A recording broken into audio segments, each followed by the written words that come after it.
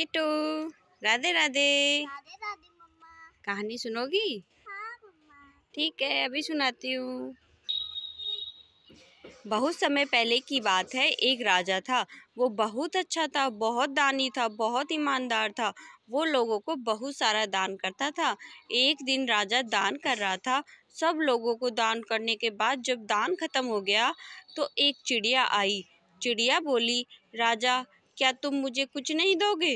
राजा के पास कुछ भी नहीं बचा था। फिर राजा ने चिड़िया से बोला, मैंने तो सारा दान कर दिया, अब मैं तुम्हें क्या दूँ? पर चिड़िया ने बोला, मुझे तो कुछ देना ही पड़ेगा। चिड़िया बोली, तुम्हारे हाथ में एक जो चमकीली अंगूठी है, वो अंगूठी मुझे चाहिए। वो अंगूठी राजा को रानी ने दी थी।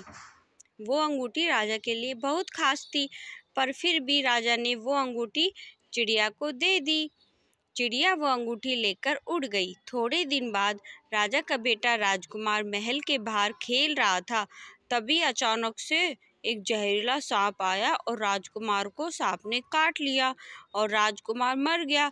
राजा रानी ने देखा उनका राजकुमार मर गया तो वो बहुत तेज रोने लगे। तभी वहीं से चिड़िया आई उड़ती उड़ती और राजा रानी की आवाज़ सुनकर वहीं रुक गई और राजा रानी से पूछा कि तुम क्यों रो रही हो? क्यों, क्या हुआ, क्या है तुम्हारे साथ?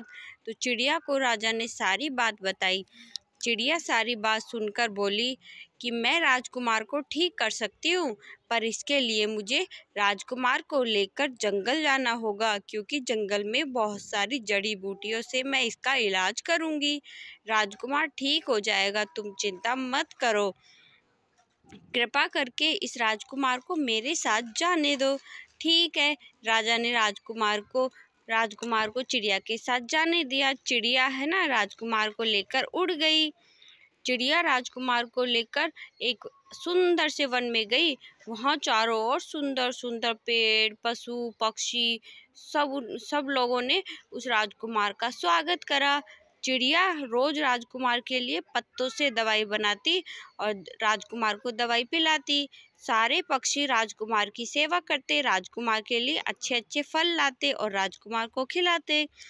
थोड़े ही दिनों में राजकुमार बिल्कुल सही हो गया और राजकुमार वहीं जंगल में पक्षियों के साथ रहा। उसे अपने महल जाने का मन ही नहीं कर रहा था। वह बिल्कुल ठीक हो गया था।